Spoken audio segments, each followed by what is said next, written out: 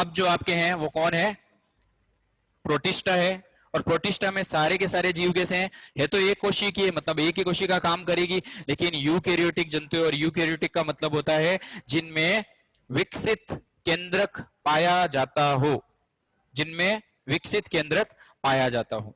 और विकसित केंद्रक का मतलब भी मैंने आपको बता रखा है, विकसित का मतलब होता है जिनके अंदर केंद्रक झिल्ली, केंद्रक छिद्र, केंद्रक द्रव्य, केंद्रिका और क्रोमेटिन जालिका, ये सारी चीजें पाई जाए तो उसको अपन बोलते हैं यूकैरियोटिक केंद्रक, मींस विकसित केंद्रक।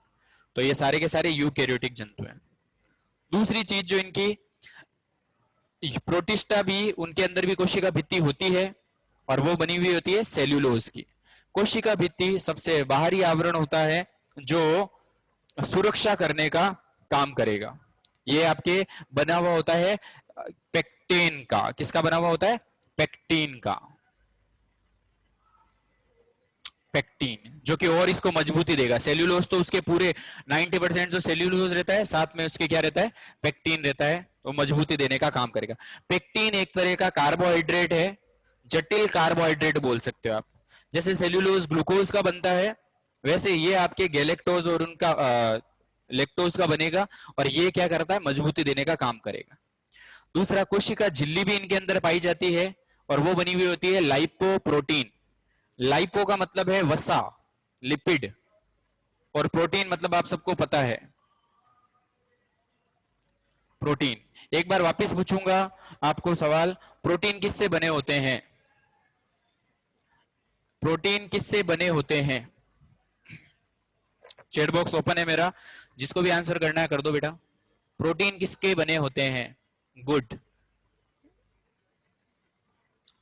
अब की बार मैं सोच रहा था 3 कैंडिडेट सही आंसर देंगे, अभी भी एक का ही आया है, मतलब मेरे, हाँ नहीं अनीता, दाल से प्रोटीन मिलता है, पर कोई पूछे प्रोटीन किससे बना हुआ होता है, मैंने अभी पिछली क्लासों में भी बोला था, 7वीं क्लास में आया हुआ है आपके।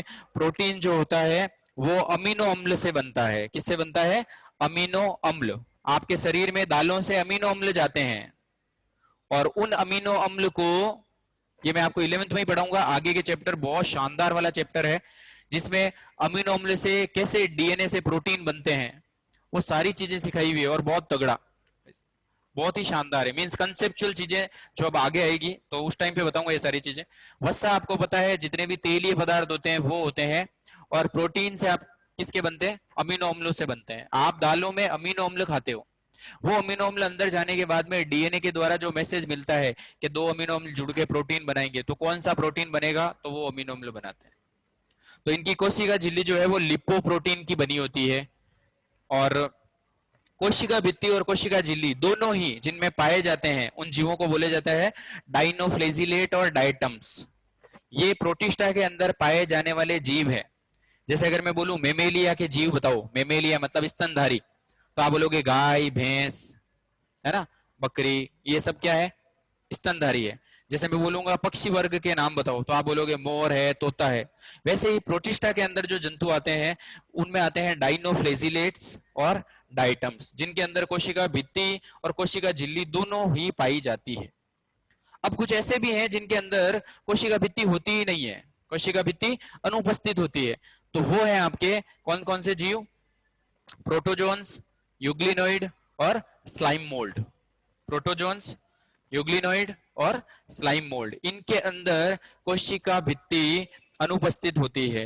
इसका मतलब अगर मैं ये बोलूं, सवाल में ये दे दूं कि यूग्लिनोइड के अंदर, या यूग्लिनोइड के लिए कौन सा सत्य है, यूग्लिनोइड के लिए कौन सा सत्य है, और मैं आपको क्वेश्चन दे दूं कि इनमें सेल्यूलोज नहीं पाया जाता, इनमें लिपोप्रोटीन नहीं पाया जाता, इनके अंदर कोशिका भित्ति अनुपस्थित होती है, और उपरोक्त सभी, तो अपन क्या बोलेंगे सर? उत्तर जाएगा यूग्लिनोइड के लिए क्या सत्य है, तो उत्तर जाएगा डी, राइट। क्यों? क्योंकि देखो कोशिका भित्ति अनुपस्थित, तो सेल्यूलोज नहीं है, लिपोप्रोटीन नहीं है, जो कि कोशिका भित्ति के पास में ही है, कोशिका झिल्ली के अंदर पाया जाता, और कोशिका भित्ति भी अनुपस्थित है, तो ये तीनों ही चीजें अनुपस्थित किसमें? यूग्लिनोइड के अंतर।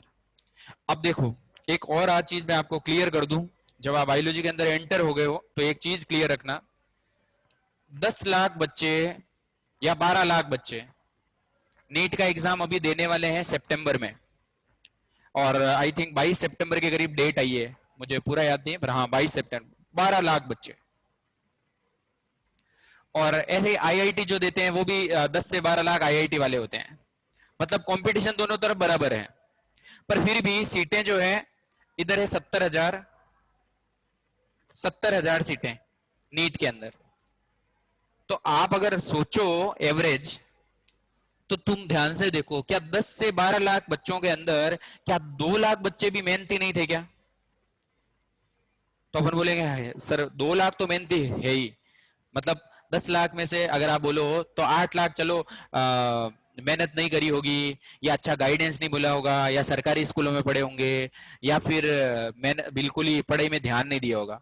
पर अपन ये मान के चलें 2 लाख बच्चे तो अच्छी जगह से पढ़े होंगे, उनमें से भी 70,000 बच्चों का नंबर आना, क्या कमी रह जाती है कि सिर्फ और सिर्फ 70,000 बच्चे ही सेलेक्ट हो पाते हैं जिनको रैंक मिलती है।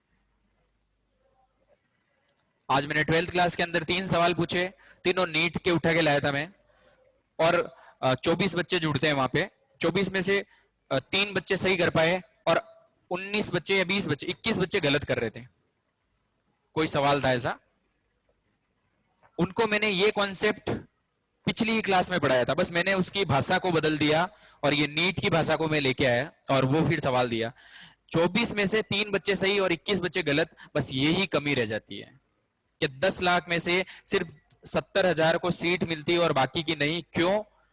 क्योंकि जो 3 घंटे का प्रेशर, ठंडा दिमाग, सवाल को पढ़ने की और सुनने की क्षमता और उस दबाव को झेलने की क्षमता जो बच्चे ला पाते हैं, वही 70,000 बच्चे असली में इंटेलिजेंट हैं। बाकी पढ़ने में कोई कमी नहीं है क्योंकि टीचर तो वही पढ़ा रहा है, लेकिन एक बच्चा सही आंसर कर पाता है, बाकी के 6 बच्चे नहीं कर पाते। क्यों? क्योंकि वो सोचते नहीं है वैसे जैसे वो चाहते हैं। वो फटाक से ऐसे कोशिश करते हैं कि यार फटाफट आंसर करने हैं, जैसे मैंने जैसे ही सवाल पूछा और आंसर करना है ABCD, हाँ यार मैंने तो लागे सर, ओ क्यों, ओ ए। पहले अपने दिमाग के अंदर उस क्वेश्चन को पूरा बनाओ कि क्या कहना चाह रहे हैं और इसका मतलब क्या है, और फिर लास्ट में देखो क्या पता सर ने कहीं क्वेश्चन घुमा तो नहीं दिया, और फिर आंसर करो। ये नीट में यही कमी रहती है और आपको ये कमी अभी से पूरी करनी है कि मैं आपको जब जब सवाल भेजूंगा, अभी एक्चुअली मैं नहीं भेज रहा क्योंकि आपकी अभी तक जो स्टैंड है वो क्लियर नहीं हुआ है, मींस आपकी क्लास के अंदर मेरे पास में वो लिस्ट नहीं आई है, बच्चे जुड़ रहे हैं और भी बच्चे, जैसे आज 3 कैंडिडेट नए आए हैं, वो स्कूल देखने आए थे, वो कल से जुड़ेंगे। तो मैं थोड़ा कंफ्यूज हूं कि अभी मैं जैसे भेजूं 2 बच्चे करें, बाकी के 6 बच्चे बाद में पीछे रहें, इसलिए मैं एक बार स्टैंड क्लियर कर लूं कि इतने बच्चे हैं और इनके ऊपर मुझे नीट लेवल की मेहनत करनी है। तो ऑटोमेटिकली फिर फ्लो के साथ में जैसे दूसरी क्लासों में जाते हैं आपके पास में क्वेश्चन आएंगे, और उन क्वेश्चंस को आपको प्रैक्टिस, वो भी ठंडे दिमाग से और विदाउट प्रेशर। जैसे फर्स्ट चैप्टर पढ़ा तो उसमें नीट लेवल के कैसे क्वेश्चन बनते हैं, उनकी भाषा के हिसाब से आपके पास में क्वेश्चन पहुंचेंगे।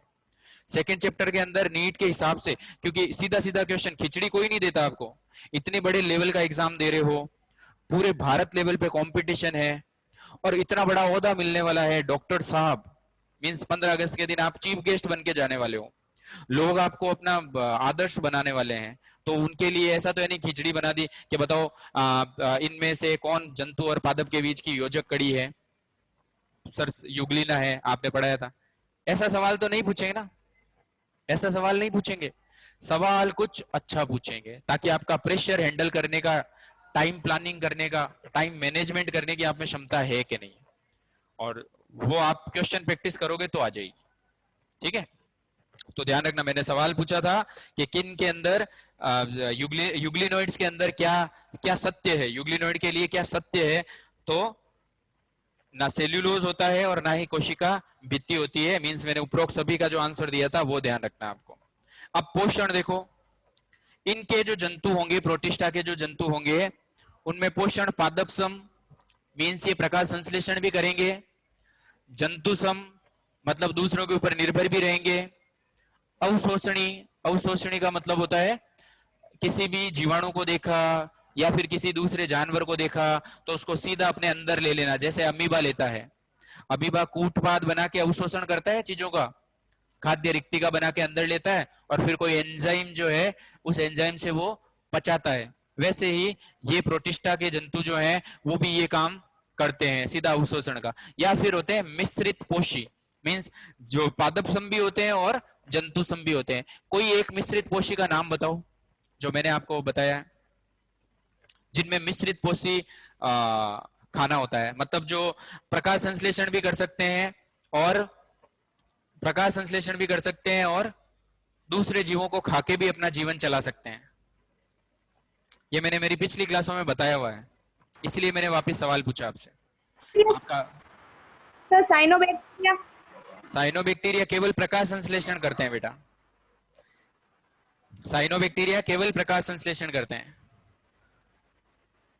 और कोई याद करो, मैंने आपको बताया था कि ये एक ऐसा जीव है जो एक कोशिकीय होता है और ये पादपों की तरह, क्रोमेटोफोर, हाँ जिनमें क्रोमेटोफोर पाया जाता है, सही बात है, ये तो ठीक है, लेकिन वो जंतुओं को भी खाता है और पादपों को भी प्रकाश संश्लेषण भी करता है। अगर याद आए तो बोलो। चलो अभी मैं पूछूंगा आपसे तो आपको याद आएगा। मैंने आपसे दो चीजें पूछी थी, जंतुओं के, सॉरी, निर्जीव और सजीव के बीच की योजक कड़ी। युग्लिना, नहीं, सजीव और निर्जीव। हाँ, अनीता ने वैसे सही आंसर दिया है, पर वो पहले मैंने जो पूछा उसका आंसर, सजीव और निर्जीव के बीच की योजक कड़ी। अच्छा, आपको मैं म्यूट कर देता हूँ ताकि आप चैट बॉक्स में लिख पाओ और बच्चे डिस्टर्ब नहीं हो। Chromatophore sir. हाँ ठीक, वो आ गया बेटा मेरे को समझ में तुम्हारी आंसर, पर मैं सवाल पूछ रहा हूँ पादप और जंतु के बीच की योजक कड़ी, सॉरी, सजीव और निर्जीव। सजीव और निर्जीव का मैंने आपको बताया था वायरस। क्या बताया था? वायरस। मैंने बोला था वायरस जब तक आपके शरीर के बाहर है, वायरस में केवल प्रोटीन होता है जो कि वो निर्जीव होता है, लेकिन जैसे ही आपके शरीर के अंदर जाता है, हाँ, विषाणु, जिसको आप बोल सकते हो विषाणु, जीवराज ने दिया आंसर। तो ये जब तक बाहर है तब तक निर्जीव है, जनन नहीं करता और अपनी वृद्धि भी नहीं करता, लेकिन जैसे ही आपके शरीर में जाता है ये जनन भी करता है और वृद्धि भी करता है, ये ध्यान रखना है एक तो आप। दूसरी चीज मैंने आपको पूछा था पादप और जंतु के बीच की योजक कड़ी, और वो अनीता ने सही आंसर दिया था युग्लिना। और देखो बेटा, क्यों योजक कड़ी बोल रहे हो? क्योंकि ये पादपों की तरह प्रकाश संश्लेषण भी करता है और कुछ समय के लिए जब प्रकाश नहीं मिलता तब उस टाइम पे ये जंतुओं की तरह विषम पोषी भी बन जाता है। इसीलिए मैंने यहां से आपको सवाल पूछा था कि मिश्रित पोषी। अब देखो, कोई कोई सीधा नहीं पूछेगा आपसे, फिर बोल रहा हूं, कोई भी सीधा नहीं बोलने वाला, बताओ पादप और जंतु के बीच की योजक कड़ी क्या है? सारे आंसर देंगे युग्लिना, लेकिन आपसे पूछ लिया मिश्रित पोषी। मिश्रित मतलब जिनमें पादप सब और जंतु सम दोनों प्रकार का पोषण होता है, तो वो है आपके युग्लिना।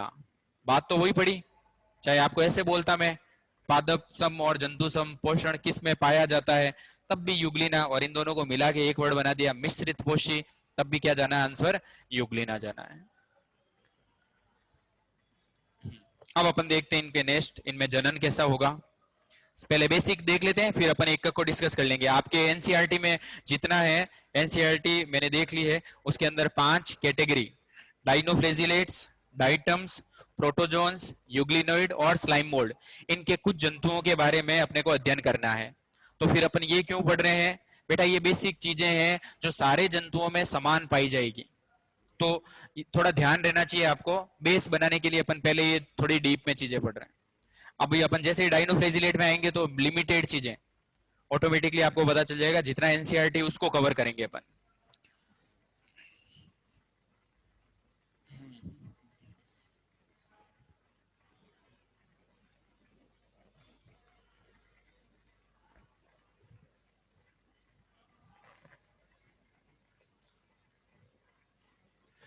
और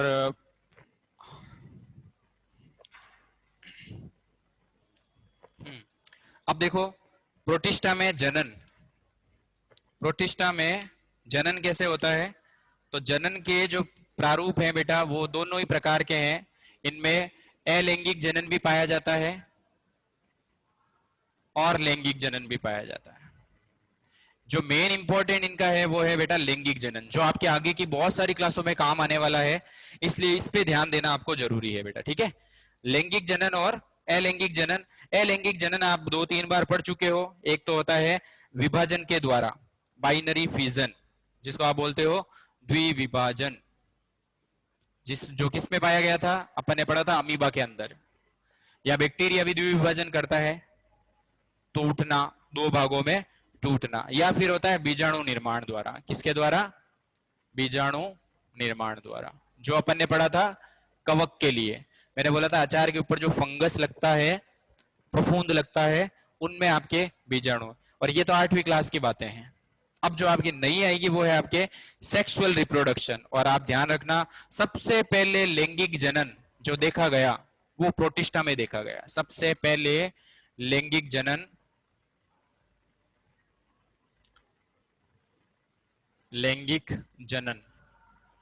प्रोटिस्टा में देखा गया। अब आप सोचोगे कि सर आपने तो मोनेरा में भी हमको लैंगिक जनन पढ़ाया था, और मोनेरा तो सबसे पहला था, तो मोनेरा में देखा जाना चाहिए। तो फिर आप ये गलत बता रहे हो, सबसे पहले लैंगिक जनन यहाँ कैसे हो सकता है? तो बेटा देखो ध्यान से, वहां पे अपन ने जो पढ़ा था पारक्रमण या संयुग्मन, हाँ, या रूपांतरण, वहां पे कहीं पे भी आपने ये नहीं पढ़ा कि एक मेल गेमेट मतलब नर युग्मक और एक मादा युग्मक दोनों आपस में मिलके निषेचन कर रहे हैं, और निषेचन करके क्या बना रहे हैं? जाइगोट मतलब युग्मनज बना रहे हैं। ऐसा तो कहीं नहीं पढ़ा अपन ने। वहां पे तो क्या हो रहा था, या वहां पे तो हो रहा था कि डीएनए जो है वो एक से दूसरे में जाके उसमें रूपांतरित कर रहा है, या फिर डीएनए जो है वो एक से दूसरे में जाके उसमें जुड़ के नए जीवाणु बना रहा है। वहां पे ऐसा कहीं नहीं था कि युग्मक बन रहे हैं और युग्मकों का संलयन हो रहा है, फिर निषेचन हो रहा है, फिर युग्मनज बन रहा है, फिर भ्रूण बन रहा है, और फिर नई संतति बन रही है। तो लैंगिक जनन इस प्रकार का, डीएनए का स्थानांतरण होना, वो तो लैंगिक जनन आपने मोनेरा में पढ़ लिया। लेकिन जहां पे युग्मकों का निर्माण होके युग्मनज बने निषेचन के पश्चात, ऐसा लैंगिक जनन सबसे पहले किसमें देखा गया? प्रोटिस्टा के अंदर देखा गया था, ठीक है, ये ध्यान रखना। और इनमें जो आपके तीन निषेचन जो होता है, अब देखो एक और नई चीज जो आपने 10वीं में पढ़ी थी, मैं बता दूं आपको। 10वीं में जब आपने जनन तंत्र पढ़ा था, तो जनन तंत्र की अवस्थाएं, जनन तंत्र की अवस्थाएं, वहां पे एक अवस्था थी निषेचन। क्या थी? निषेचन। किसी को याद है निषेचन का दूसरा नाम? वहां पे आपके ब्रैकेट में लिखा हुआ था। अब मैं बच्चों की किताब को बार बार देखा था, तो वहां पे ब्रैकेट में लिखा हुआ था, वो याद है मुझे भी। उसको बोलते हैं सिनगेमी। क्या बोलते हैं? सिनगेमी। निषेचन का ही बायोलॉजी में क्या नाम है बेटा? सिनगेमी, निषेचन। अब प्रोटिस्टा के अंदर 3 प्रकार से निषेचन पाया जाता है। 3 प्रकार से निषेचन पाया जाता है। जो पहला है वो है समयुग्मकी निषेचन, समयुग्मकी। दूसरा जो निषेचन है बेटा वो है असमयुग्मकी। बहुत बेसिक चीजें बता रहा हूं जो आगे काम आएगी आपके, और आपको ये ध्यान रखनी है और याद भी रखनी है। असमयुग्मकी। और तीसरा जो है बेटा वो है अंडयुग्मकी। अगर मैं आपकी जगह होता तो क्लास से इतना सा लेने की कोशिश करता कि प्रोटिस्टा में जनन अलैंगिक लैंगिक दोनों प्रकार का पाया जाता है। अलैंगिक जनन में जहां पे युग्मक नहीं बनते, जनरली द्विविभाजन और बीजाणु निर्माण के द्वारा जनन होता है।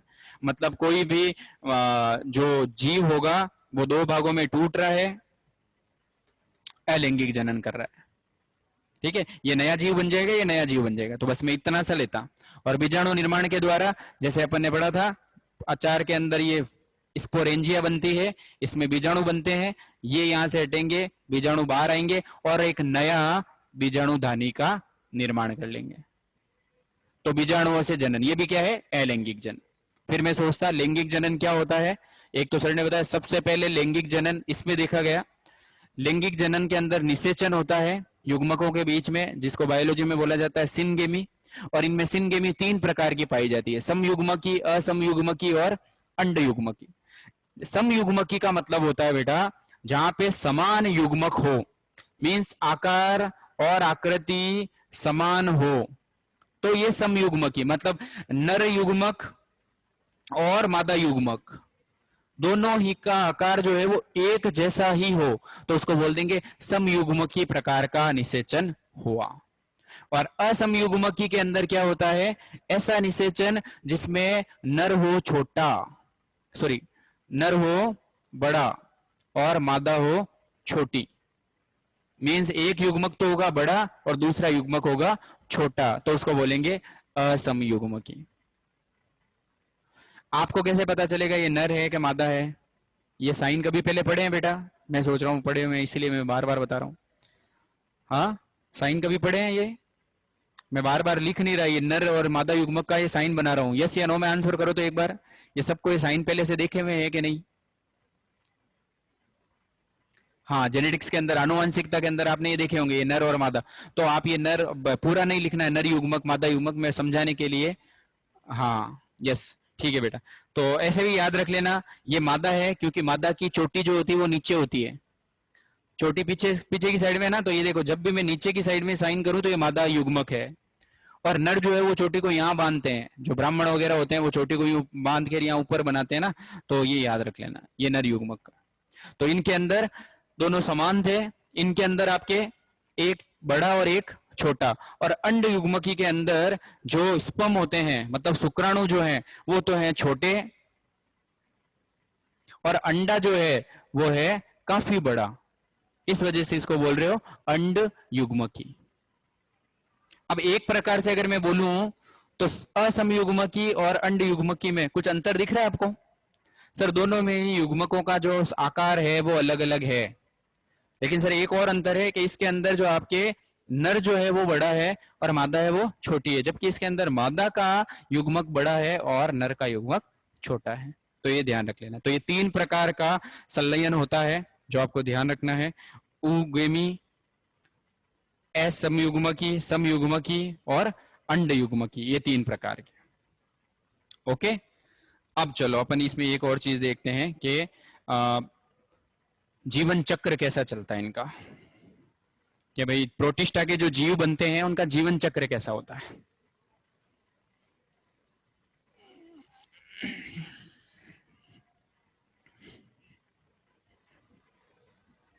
प्रोटिस्टा का जीवन चक्र,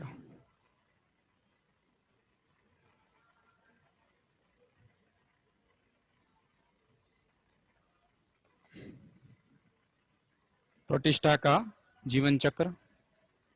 अब जीवन चक्र का मतलब क्या है, देखना बेटा। अगर पहले मैं ह्यूमन बीइंग के बारे में बात करूं तो मम्मी पापा, मम्मी के अंदर एग बन रहा है और पापा के अंदर शुक्राणु बन रहे हैं, जब मिलेंगे तो जो नया बेबी बनेगा उसके अंदर 46 गुणसूत्र होंगे और नया बेबी आगे कंटिन्यू करेगा लाइफ साइकिल को। इसका मतलब अपना जीवन चक्र देखें तो नर और मादा युग्मकों के संलयन से एक जवान बना, मींस बेबी बन के वो जवान हुआ तो ट्रांसफर हुए जीन, ठीक है। फिर आगे अगर और संतति पैदा होगी वही सेम चलेगा, नर और मादा युग्मक बेबी, नर और मादा युग्मक बेबी, ऐसे ही चलेगा। तो प्रोटिस्टा के अंदर भी ऐसे ही जनन होता है। तो इनके जीवन चक्र को अपन क्या बोलते हैं, प्रोटिस्टा में दो प्रकार का जीवन चक्र होता है। जैसे मान लेते हैं ये कोई अडल्ट है, अडल्ट मतलब वयस्क, कोई प्रोटिस्टा का जानवर है, वयस्क जीव, वयस्क जीव, वयस्क जीव है, ठीक है। और अब इसके अंदर बनेंगे पहले बेटा युग्मक, क्या बनेंगे, युग्मक। अब अपना लैंगिक जनन और इनका लैंगिक जनन अलग अलग कैसे है, देखो वयस्क जीव के अंदर नर और मादा युग्मक दोनों एक ही में बन रहे हैं, ठीक है। और यहां पे होता है समसूत्री विभाजन। कौन सा विभाजन, समसूत्री विभाजन। इसका मतलब इसके अंदर जितने गुणसूत्र होंगे उतने ही गुणसूत्र इसके अंदर होंगे। समसूत्री, समान सूत्र मीन समान गुणसूत्र, यहां पे जितने गुणसूत्र हैं इतने ही गुणसूत्र इनमें होंगे। अब इन दोनों के अंदर क्या होगा, अभी अपन ने पढ़ा था कि ये है मान लो नर युग्मक, ये है मादा युग्मक, तो क्या होगा इन दोनों का संलयन, जिसको आपने बोला था सिनगेमी। क्या बोला था, सिनगेमी। और या फिर बोल सकते हो निषेचन। क्या बोल सकते हैं? निषेचन। और निषेचन के पश्चात क्या होगा? जाइगोट, या फिर बोल सकते हैं इसको युग्मनज। जाइगोट, इंग्लिश भी याद रखना, हिंदी भी याद रखना। गेमेट्स को युग्मक को बोलते हैं गेमेट्स, युग्मक, और युग्मनज को बोलते हैं जाइगोट। अब ये युग्मनज जो है, इसमें क्या होगा? अर्धसूत्री विभाजन होगा। क्या होगा? अर्धसूत्री विभाजन। तो जो भी नए जीव बनेंगे, जो भी नए जीव बनेंगे वो सारे कैसे होंगे बेटा? सारे कैसे होंगे? एन एन एन एन, और ये बड़े होके वापस वयस्क बन जाएंगे। तो इस प्रकार के जीवन चक्र को, जिसके अंदर अगुणित चीजें ज्यादा है, द्विगुणित तो केवल यहां एक जगह आई, बाकी सारी जगह पे क्या है? अगुणित है। तो इसको बोलते हैं अगुणित जीवन चक्र। अगुणित जीवन चक्र। अपना जीवन चक्र कैसा है? अपना द्विगुणित जीवन चक्र है। मैं पूरा जिंदगी तो कैसे निकालता हूं? द्विगुणित ही निकालता हूं। 46 गुणसूत्र ही रहेंगे मेरे शरीर के अंदर। बस एक जगह पे छोड़ दो, वृषण और अंडाशय के अंदर, जहां पे मेरे पास में आधे आधे गुणसूत्र हैं। और वो भी कब होते हैं? वो भी कब होते हैं? जब एक संतति को, नई संतति बनानी है तब। तो अपना ज्यादातर जीवन जो चलता है वो द्विगुणित चलता है। आप व्यस्क अवस्था कैसे निकालते हो उसके ऊपर निर्भर करता है। इनकी व्यस्क अवस्था कैसी है देखो, एन मीन्स ये कौन सा जीवन चक्र हुआ? अगुणित जीवन चक्र। ये बेटा समझना काफी जरूरी है, ये आगे की क्लासों में बहुत ज्यादा बार आएगा। ये बार बार आपको जब ये अगुणित जीवन चक्र या द्विगुणित जीवन चक्र क्या है, तो उस टाइम पे आपको ये समझना पड़ेगा कि अगुणित जीवन चक्र का मतलब ये है कि इनका जो व्यस्क पौधा है या व्यस्क जीव जो है उसकी उसका जीवन चक्र कैसा है, मतलब उनमें गुणसूत्र आधे हैं या पूरे हैं। तो इनके अंदर गुणसूत्र जो होते हैं वो एन होते हैं, मींस अगुणित। अब इनसे समसूत्री विभाजन हुआ और नर और मादा युग्मक बने। तो अच्छा, एक बार मैं इसको सिंपल वे में कैसे समझाऊं? आप बोलो, जैसे सोच रहे हो कि यार वयस्क जीव एक अकेला दो चीजें कैसे बना सकता है? तो वयस्क जीव लड़की भी हो सकती है और वयस्क जीव लड़का भी हो सकता है। और दोनों के अंदर क्या है? 2n 2n। अब इनके अंदर होता है अर्धसूत्री विभाजन, तो बनता है n और n। ठीक है, और फिर यहां पे वापस क्या बन जाएगा? 2n। तो ज्यादातर लाइफ साइकिल कैसी है देखो, 2n 2n। गेटिंग? सेम यहां पे ये हो रहा है। ये वयस्क जीव मैंने लिखा है एक, लेकिन वयस्क जीव लड़की मीन्स नर भी हो सकता है और मादा भी हो सकता है। अब अगर इनमें समसूत्री विभाजन होगा तो बनने तो वही है, एक नर युग्मक और एक मादा युग्मक। दोनों में जब संलयन होगा तो निषेचन हुआ, निषेचन से युग्मनज बना, वो है द्विगुणित। द्विगुणित से फिर अर्धसूत्री विभाजन हुआ तो वापिस अगुणित जीव बनेंगे। और ये अगुणित जीव बड़े होके वापिस आगे से आगे जनन करते रहेंगे। और ये चलेगा कौन सा चक्र? अगुणित जीवन चक्र। क्या है? अगुणित जीवन चक्र। आया बेटा समझ में? एक बार थम्स अप करके बता दो, ये समझ में आया नहीं आया? यस और नो? Thums up. ओके, चलो। अब एक चीज अगर मैं देखूं तो सारा खेल किसका है? किसकी वजह से ये अगुणित जीवन चक्र रह रहा है और द्विगुणित जीवन चक्र रह रहा है? ये जो जीवन चक्र है वो किसकी वजह से रह रहा है? एक मिनट वापस देखते हैं। अगर एक चीज अपन ध्यान से देखें तो ये सारा खेल जो हो रहा है वो देखो, आपको नहीं लग रहा समसूत्री विभाजन और अर्धसूत्री विभाजन की वजह से हो रहा है? अगर यहाँ पे अर्धसूत्री विभाजन हो जाता या फिर यहाँ पे समसूत्री विभाजन हो जाता तो सर कहानी कुछ और होती। इसका मतलब सारा का सारा खेल क्या है? कोशिका किस प्रकार से विभाजन होती है। और अपने भी लाइफ में यही है कि अगर आप देखो कि आपके शरीर में सारी जगह पे समसूत्री विभाजन हो रहा है, केवल और केवल वृषण के अंदर या अंडाशय के अंदर ही अर्धसूत्री विभाजन होता है। और तभी आपकी जो लाइफ साइकिल है वो पूरी की पूरी क्या हो जाती है? परिवर्तित हो जाती है। प्रोटिस्टा का जीवन चक्र समझने का मतलब क्या है कि इनके जो जीव होंगे वो अगुणित होंगे कि द्विगुणित होंगे, उसको अपन बोल रहे हैं जीवन चक्र। अब जो इनके वयस्क जीव हैं चाहे वो नर है चाहे मादा है, उनसे बनते हैं नर युग्मक और मादा युग्मक। अब अगर उनके अंदर समसूत्री विभाजन होगा तब तो वयस्क के समान ही उनके अंदर गुणसूत्र होंगे।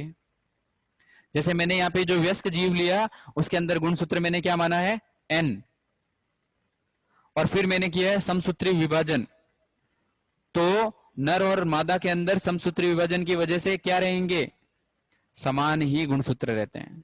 जब इनमें संलयन होगा, मीन्स ये दोनों जब आपस में मिलेंगे युग्मक, तो जो युग्मनज बनेगा उसके अंदर द्विगुणित, यह गुणित था और द्विगुणित क्यों हुए, क्योंकि आधे इधर से आए आधे इधर से आए, तो द्विगुणित युग्मनज का निर्माण होगा और वापिस उसमें अर्धसूत्री विभाजन हो जाता है,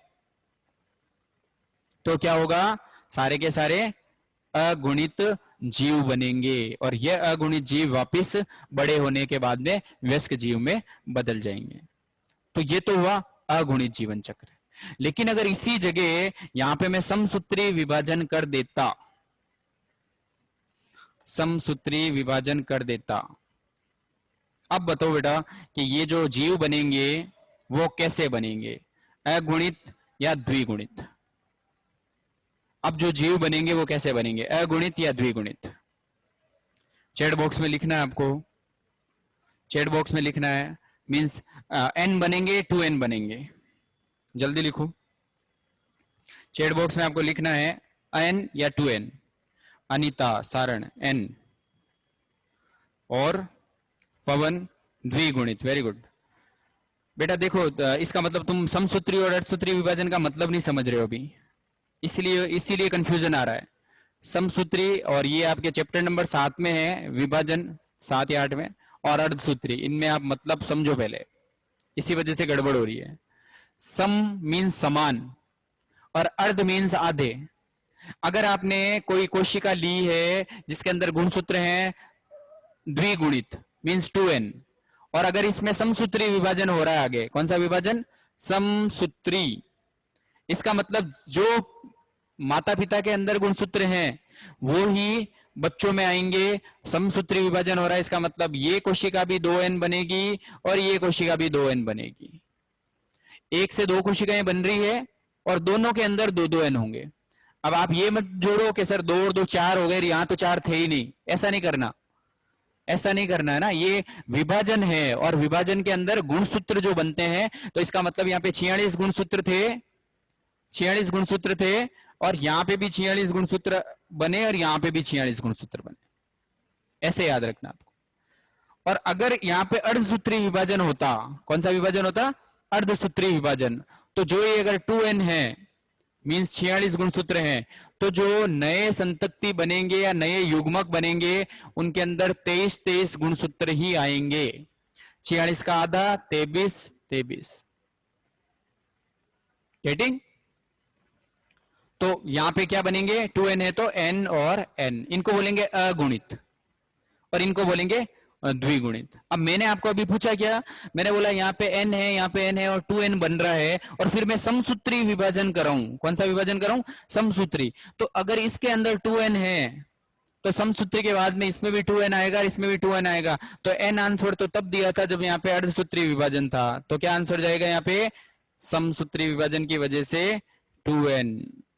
सारे जीव कैसे बनेंगे, 2n बनेंगे, ठीक है। तो यहाँ पे भी 2n, यहाँ पे भी 2n, यहाँ पे भी 2n, इसका मतलब ये वाली जो लाइफ साइकिल होगी इसको बोलते हैं द्विगुणित जीवन चक्र। कौन सा वाला जीवन चक्र, द्विगुणित जीवन चक्र।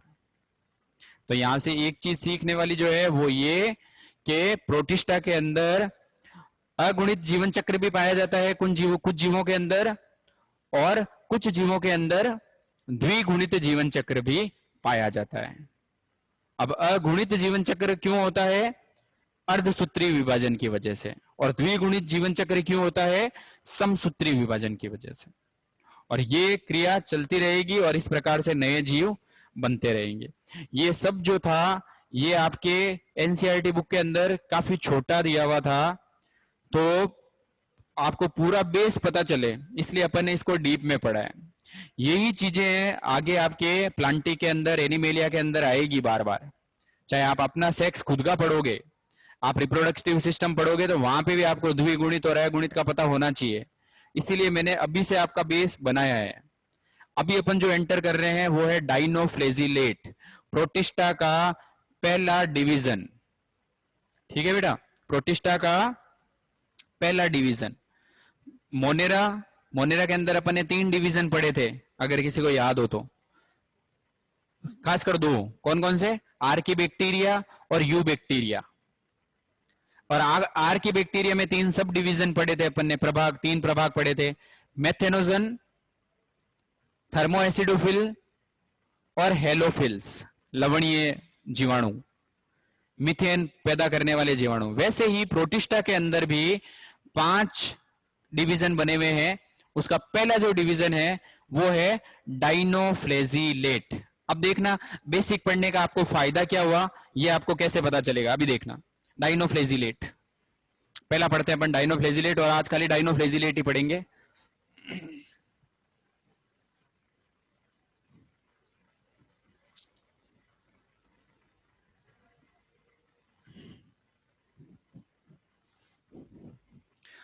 और जितनी आपकी किताब में, बस उससे ज्यादा बिल्कुल नहीं है ना, किताब में है उतना ही पढ़ेंगे, उससे ज्यादा बिल्कुल नहीं।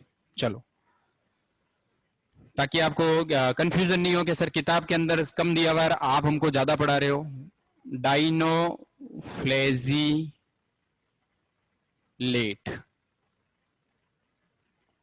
डाइनोफ्लेजिलेट, ये पहला प्रभाग है, याद रखोगे।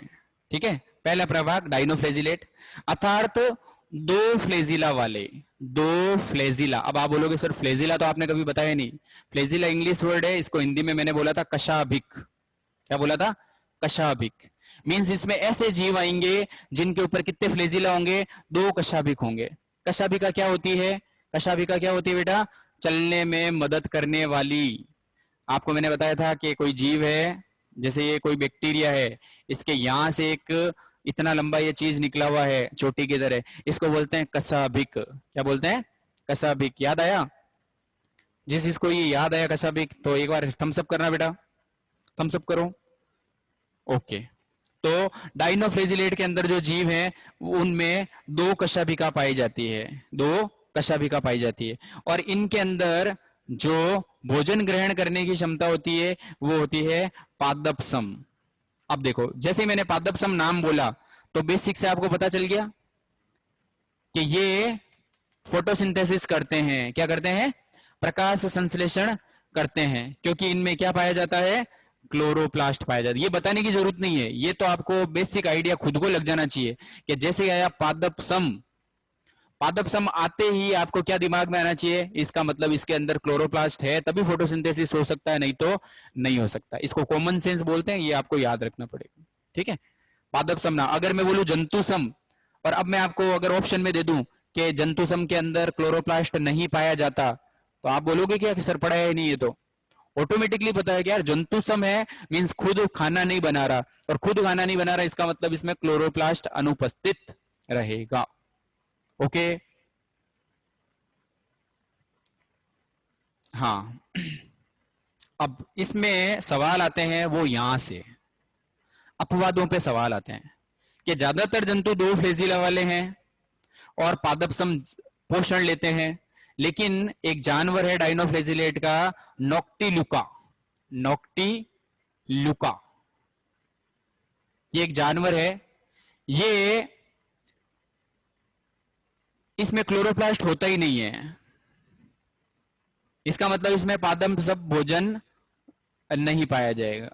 नोक्टिलुका में पादप संपोषण नहीं होता, इनमें जंतु संपोषण होता है, क्योंकि इनमें क्लोरोप्लास्ट अनुपस्थित होता है। ये नीट में ऐसे सवाल आते हैं बेटा अपवाद पे। इनमें 2 फ्लेजिला भी नहीं पाए जाते, इसमें एक ही फ्लेजिला होता है, ये दूसरा अपवाद है नोक्टिलुका के बारे में।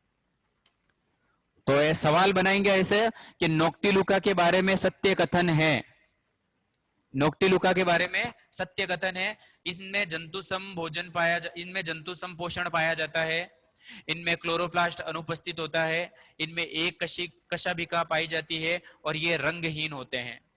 फिर ऑप्शन में देंगे 1 2, बी में दे देंगे 2 3, सी में दे देंगे 4 1, और डी में दे देंगे ऑल।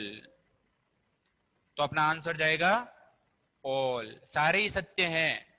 ये पादप सम भी नहीं होता इसमें, इसमें क्लोरोप्लास्ट भी नहीं पाया जाता, इसमें दो कशिका भी कभी नहीं होती, ठीक है ना, ये ध्यान रखना है। एक ही कशाभिका होती है इनके अंदर।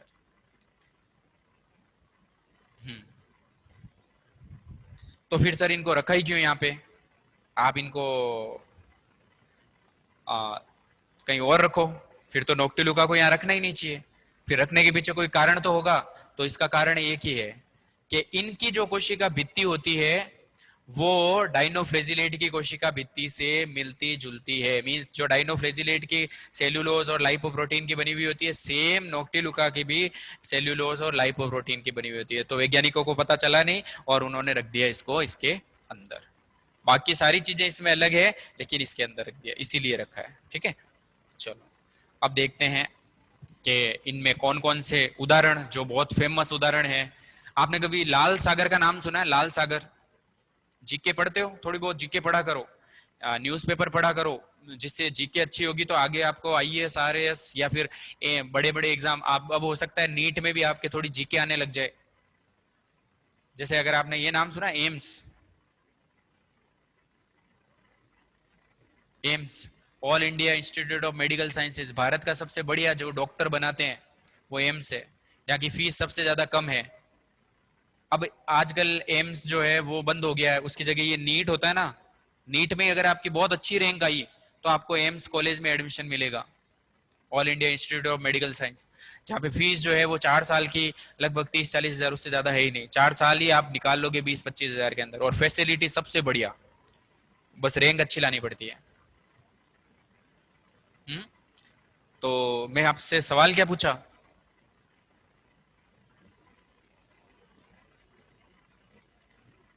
कि जो एम्स का पेपर होता था पहले, हाँ लाल सागर, लाल सागर का नाम मैंने आपसे पूछा था, पर उससे मैंने पहले पूछा और बाद में बोला कि एम्स का जो पैटर्न होता था पहले, उसमें बायोलॉजी फिजिक्स केमिस्ट्री तो आती थी, साथ में 25 सवाल जीके के आते थे। अब एम्स का ये हटा दिया और नीट कर दिया, तो हो सकता है आने वाले 2-3 सालों के अंदर जो नीट का सिलेबस चेंज हो या पैटर्न चेंज होगा, तो उसके अंदर थोड़ी बहुत जीके भी डाल दें, 20 क्वेश्चन। मीन्स 180 क्वेश्चन आते हैं तो उसको 200 कर दे, और 20 क्वेश्चन किसके डाल देंगे? जीके के डाल देंगे। तो थोड़ा सा अभी शुरू हो जाओ और जीके को भी पढ़ा करो। जीके कहाँ से पढ़ें सर?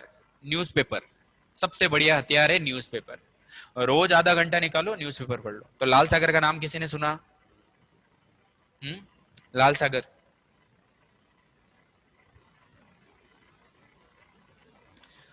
लाल सागर का नाम नहीं सुना? लाल सागर का जो कलर लाल है ना, वो किसकी वजह से है? वो इन्हीं की वजह से है, डाइनोफ्लेजिलेट के।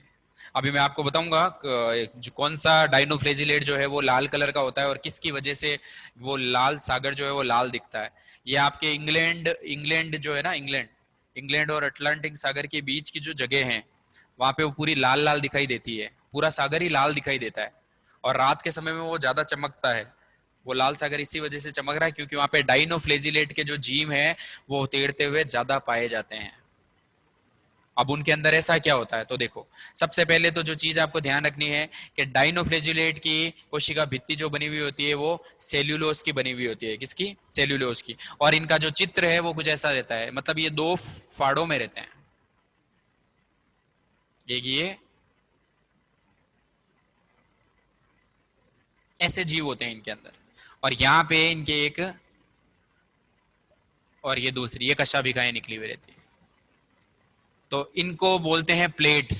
तो इनकी कोशिकाएं भित्ति जो बनी हुई रहती है वो सेल्यूलोज की बनी हुई रहती है, और ये दो प्लेटों में विभाजित होते हैं, और दोनों प्लेटें देखो लंबवत कटिंग में कटी हुई है। और कई बार जीव होते हैं वो अनुदैर्ध्य कटिंग भी कट सकते हैं, तो वो जीव कैसे भी हो सकते हैं। ये चित्र मैंने ऐसे बनाया है, कई बार ऐसे। तो अनुप्रस्थ या अनुदैर्ध्य कटिंग करी हुई दो प्लेटें इनके अंदर पाई जाती है, ये इन जीवों का संरचना है। अब इनके अंदर जो वर्णक पाए जाते हैं, वर्णक बहुत इंपॉर्टेंट है।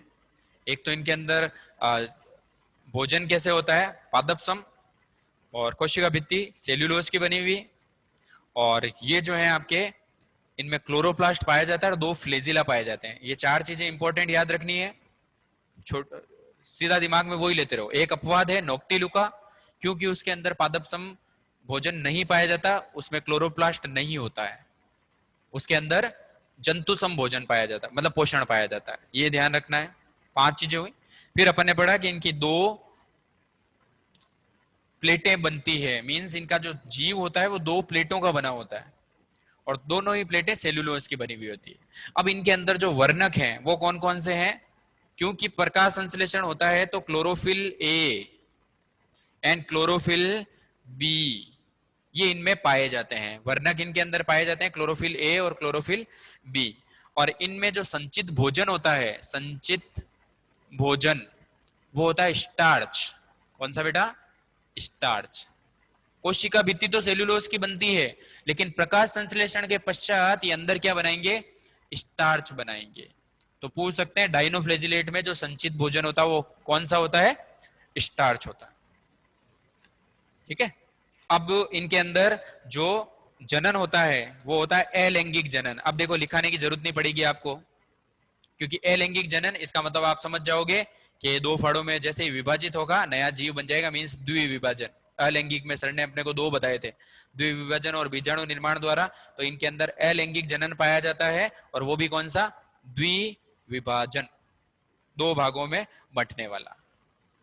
अब जो मैंने आपको बताया था कि समुद्र का पानी जो लाल दिखाई देता है वो किसकी वजह से दिखाई देता है? वो देखता है बेटा, अरे शाही खत्म है, दूसरा पेन है क्या? एक डाइनोफ्लेजिलेट है जिसका नाम है गोनियोलक्स, ये याद रखना, गोनियोलक्स। ये जो डाइनोफ्लेजिलेट है, जैसे नोक्टिलू का अपवाद था, इसका ये दूसरा इंपॉर्टेंट है, इसकी वजह से वो लाल सागर, लाल पानी दिखता है। अब आप सोचोगे सर वो लाल ही क्यों दिखता है, आप ये उसका कारण क्या है? तो गोनियोलक्स जो जीव है इसके अंदर कैरोटीन पाया जाता है। कौन सा? कैरोटीन। जैसे क्लोरोफिल ए वर्णक है, क्लोरोफिल बी वर्णक है, वैसे ही एक वर्णक होता है कैरोटीन वर्णक। कौन सा? कैरोटीन वर्णक। और इसका कलर होता है लाल। तो इनकी कोशिका भित्ति के अंदर काफी मात्रा में कैरोटीन वर्णक पाया जाता है, और इसी वजह से इनको क्या बोला जाता है? ये लाल सागर की लाल है। और जो नोक्टी लुका अपन ने पढ़ा था, नोक्टी मतलब होता है रात, और लुका मीन्स होता है गोस्ट। रात का भूत बोला जाता है नोक्टी लुका को, क्योंकि वो रात में चमकता है। जो नोक्टी लुका है वो कब चमकता है? रात में चमकता है। जैसे ये लाल पानी दिखाता है, वैसे वो पूरा सोने जैसे आग लगी हुई हो, इसीलिए उसको बोला जाता है समुद्री भूत। तो ये याद रखना है एक वर्ड में, समुद्री भूत को, भूत किसे बोला जाता है? नोक्टी लुका को, क्योंकि वो रात में चमकता है। और लाल सागर का लाल पानी जो है वो किसकी वजह से है? गोनियोलक्स की वजह से है। और ये गोनियोलक्स क्यों लाल दिखाता है? क्योंकि इसके अंदर वर्णक कौन सा? कैरोटीन वर्णक ज्यादा पाया जाता है। अच्छा सर, चमकने के लिए जैसे वो रात में चमकता है तो उसमें ऊर्जा कहां से बनती है? अब मैं इतने सवाल क्यों पूछ रहा हूं? हाँ, because you are reading science. समझना बेटा, आपको, मेरे को नहीं पता आप किस स्कूल से हो, मुझे ये बिल्कुल नहीं पता कि आप कहां से आए हो। बस मुझे ये पता है कि अगर आपने बायोलॉजी, साइंस, मैथमेटिक्स ये चीजें अगर पढ़ी है, और अगर आप सवाल नहीं पूछ रहे हो, हाँ राइट, है ना, सवाल नहीं पूछ रहे हो, इसका मतलब साइंस का माइंड है ही नहीं, फिर वो कोई माइंड और है। सर आप तो हमें म्यूट कर देते हो सवाल पूछने का। नहीं, मैं ये नहीं कह रहा, अभी की कंडीशन नहीं कह रहा। अभी आपके दिमाग में सवाल चलने चाहिए कि यार ये ऐसा क्यों हुआ, ये इसको ऊर्जा कहां से मिलती है चमकने की। इसका मतलब फिर आप सोच रहे हो। तो बड़े जब हो जाओगे और जब कॉलेज में जाओगे या फिर आगे कुछ भी करोगे, उस टाइम पे जो सवाल पूछने वाला दिमाग जो होता है ना, वो कुछ नया कर पाता है। नहीं तो वही घिसा बेटा लाइफ, कोई नौकरी करेंगे, नौकरी करे, जिंदगी निकल रही है, फिर मैं पूछूंगा हेलो कैसे हो, तो आप बोलोगे सर जिंदगी चल रही है, कट रही है जिंदगी। और जो दिमाग में सोचने वाला व्यक्ति होगा ना, सर मैंने नई चीज बना ली, सर मैंने नया डिस्कवरी कर लिया, सर मैंने कुछ नया इन्वेंशन कर लिया, सर मैं डॉक्टर तो हुई, लेकिन डॉक्टर के साथ साथ में सर मैंने उस मरीज के अंदर एक नई चीज देखी जो और कभी थी नहीं सर ऐसा। सर ये चीज अब मैं ऐसा सोच रहा हूं कि मेरा पेपर बनाऊं या कुछ ऐसा बनाऊं। और दुनिया को मैं ये फायदा कर सकता हूँ। वो साइंस वाला दिमाग करता है बेटा, और इसीलिए मैं इतने सारे सवाल आपके ऊपर डाल रहा हूँ। आप सोच रहे हो नहीं सोच रहे हो मुझे नहीं पता, पर जैसे मैं बोला गोनियोलक्स, ये लाल सागर क्यों, क्योंकि कैरोटीन पाया जाता है, इसका रीजन है। अच्छा, नोक्टिलुका को रात का भूत बोला जाता है, तो सर वो इतना एनर्जी लाता कहाँ से है, रात को कैसे चमकता वो? जैसे जुगनू है, वो रात को क्यों चमकते हैं, जुगनू रात को क्यों चमकते हैं? तो ध्यान से देखना, एक्चुअली इनकी शरीर के अंदर एक ल्यूसीफेरिन प्रोटीन होता है। कौन सा? ल्यूसीफेरिन प्रोटीन। जैसे आपकी मांसपेशियां प्रोटीन की बनी हुई होती है, वैसे ही इनके शरीर जो है उनके अंदर एक प्रकाशीय कण होता है ल्यूसीफेरिन, प्रकाशीय कण ल्यूसीफेरिन, जो कि एक क्या है, प्रोटीन है, प्रोटीन जो इनके शरीर में पाया जाता है। और वही प्रोटीन जब टूटता है तो ऊर्जा निकलती है, और उस ऊर्जा की वजह से ये गोनियोलक्स और ये नोक्टिलुका, जो भी इनके, जो अभी मैंने आपको नाम बताए है ना, ये सब चमकते हैं। आया बेटा समझ में सारे के सारे? हाँ,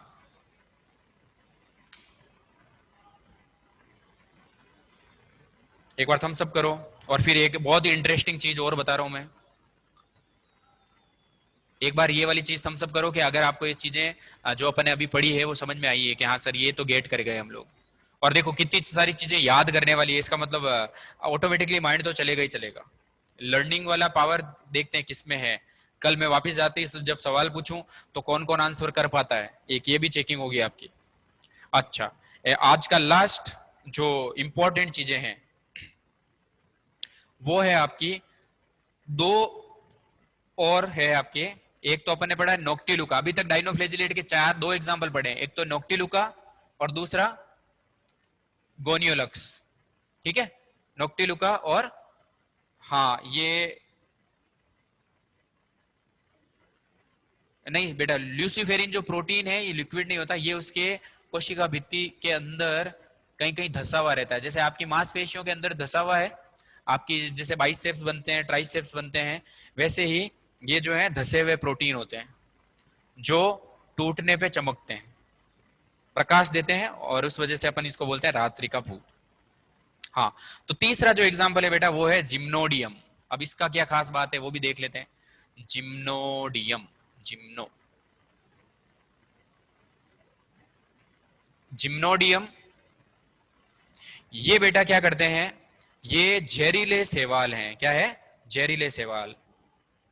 एक तो ये वाला जहरीले शैवाल, प्रोटिस्टा के अंदर जनरली शैवाल कहाँ आएंगे बेटा? प्लांटी के अंदर, पादप वर्ग के अंदर आएंगे, थेलोफाइटा में। फिर ये कौन से शैवाल हैं? ये जहरीले शैवाल हैं। इसका मतलब जो थेलोफाइटा बना, मींस जो पादप बने शैवाल वाले, वो इससे ही बने होंगे। किससे? प्रोटिस्टा से।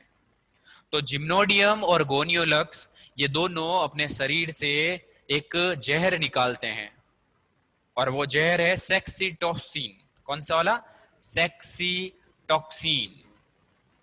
और अगर आप इनको खा लेते हो, अगर आप इनको, टॉक्सिन, अगर आप इनको खा लेते हो तो आपको लकवा हो जाता है। तो कई प्रकार के जो मछुआरे हैं, जो समुद्र में मछली पकड़ने जाते हैं, तो कई बार क्या होता है, वो लोग जिम्नोडियम और गोनियोलक्स इनको पकड़ लेते हैं, और इनको पकड़ने की वजह से और बाद में इनको खाने की वजह से उनको लकवा हो जाता है। क्यों? क्योंकि जिम्नोडियम और गोनियोलक्स में से सेक्सीटोक्सिन नामक जहर निकलता है, जो सीधा जाके आपके तंत्रिका तंत्र को विषैला प्रभाव देता है और आपको हानि पहुंचाता है। आया बेटा? तो आज की क्लास जो है बेटा वो अपन यही स्टॉप करेंगे, और आज आपने जो चीजें सीखी है वो मैं बता दूं एक बार आपको वापस। प्रोटिस्टा, और प्रोटिस्टा के अंदर आपने डाइनोफ्लेजिलेट पढ़ लिया है।